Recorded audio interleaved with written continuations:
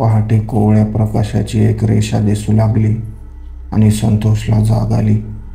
त्याने ट्रकच्या केबिनमधून खाली उतरून डाव्याच्या दिशेने पाहिले आणि त्याच्या अंगावर सरकन काटा उभा राहिला. कारण रात्रीचा मनोरमा ढाबा दिवसा तिथे नव्हता. तर अशाच एका थरारक घटनेवर आधारित आजची ही भयकथा. कथेला सुरुवात करण्यापूर्वी एक छोटीशी विनंती आहे.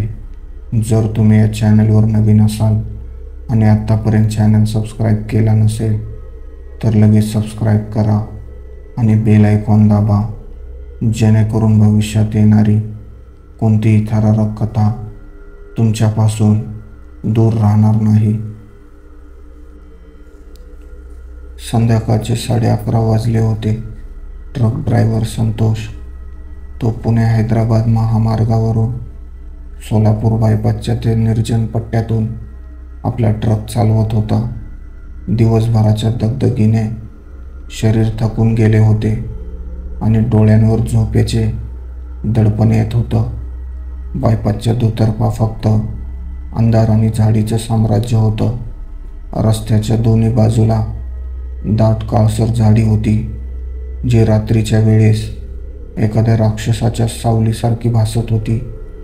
हवेत एक गारठा जाणवत होता आणि तो गारठा थेट हाडांपर्यंत भिनत होता.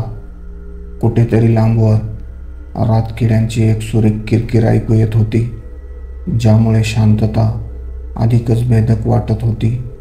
मध्येच वाऱ्याची एक झुळूक येऊन गेली की झाडांची वाळलेली पाने रस्त्यावर काहीतरी सरपटल्याचा आवाज करत होती. आकाशात चांदण्या होत्या, पण त्या धुक्याच्या एका पातळ पदराआड लपलेल्या होत्या, जणू काही भविष्यातल्या भयान गोष्टीचा पडदा टाकून ठेवला होता. अचानक एका वळणावर दिव्यांच्या मंद उजेडात संतोषला काहीतरी दिसलं. एक जीर्ण झालेला ढाबा तसा लहानच होता, पण रात्रीच्या वेळेस तिथे कोमट प्रकाशाचा एक पिवळा दिवा दिसत होता, जो एका आशेच्या ज्योतीसारखा वाटला. संतोषने ट्रक थांबवला आणि खाली उतरला.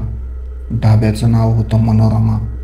नावाच्या उलट ढाबा अत्यंत जुनाट आणि शांत होता. आतून मंद आवाजात जुनं हिंदी गाणं ऐकू येत होतं. आत एक म्हातारा माणूस, ढाब्याचा मालक, शेगडीजवळ बसला होता. त्याच्या चेहऱ्यावर अंधुक आणि थकलेले भाव होते. चहा मिळेल का काका? संतोषने विचारले. या ड्रायव्हर साहेब, तुमच्यासारख्या भुकेल्यांसाठी आणि थकलेल्यांसाठी तर हा ढाबा उभा आहे. म्हातारा हसला, पण त्या हसण्यात काहीतरी अनैसर्गिक वाटलं. त्याचे डोळे खूप खोल होते. ढाब्यात संतोषशिवाय आणखी 3-4 ट्रक ड्रायव्हर होते, जे शांतपणे कसलाही आवाज न करता जेवण करत होते. संतोषने चहा घेतला. चहा खूप गरम आणि गोड होता. संतोषने म्हाताऱ्याला विचारले, काका, इतक्या रात्री या निर्जन ठिकाणी एकट्याने भीती नाही वाटत? म्हातारा हसून म्हणाला, कसली भीती ड्रायव्हर साहेब? जे आपलं आहे ते आपलं, आणि जे गेलंय ते परत येत नसतं. तुम्हाला वाटल्यास तुम्ही इथे थांबू शकता. रात्रीची सोय आहे. संतोषला थोडं वेगळं वाटलं, पण थकवा अधिक होता. त्याने ट्रकमध्ये झोपण्याचा निर्णय घेतला. त्या रात्री त्याला झोप लागली नाही. त्याला वारंवार जळण्याचा आणि धुराचा वास येत होता, तोही चहाच्या गोड वासाला छेदून. पहाटे संतोषला जाग आली. बाहेर कोवळ्या प्रकाशाची एक रेषा दिसू लागली होती. त्याने ठरवलं, ढाब्यावर जाऊन पुन्हा एकदा गरम चहा घ्यावा. संतोष ट्रकच्या केबिनमधून खाली उतरला आणि त्याने ढाब्याच्या दिशेने पाहिले. त्याच्या अंगावर सरकन काटा उभा राहिला. ढाबा तिथे नव्हता. जिथे काल रात्री मनोरमा ढाबा होता, तिथे आता फक्त जळालेली, काळवंडलेली जमीन होती. सगळीकडे काजळीचे आणि राखेचे मोठे ढिगारे होते. जमिनीवर फक्त तुटलेल्या विटा आणि अर्धवट जळालेल्या लाकडांचे काही तुकडे पडले होते. पहाटेच्या स्वच्छ प्रकाशात ती जागा आता अधिकच भयान दिसत होती. तिथे एक मोठी, जुनी अर्धवट जळालेली चिंचेची झाडं होती. त्या झाडाच्या खोडावर काजळीचे मोठे डाग होते, जे एखाद्या विद्रूप चेहऱ्यासारखे दिसत होते. ढाब्याजवळ एक विहीर होती, जी आता वाळलेली आणि आतून काळवंडलेली दिसत होती. त्या विहिरीभोवती एकही गवत उगवले नव्हते. वातावरणात चहाच्या वासाऐवजी आता कोरड्या मातीचा आणि थंड राखेचा वास भरलेला होता.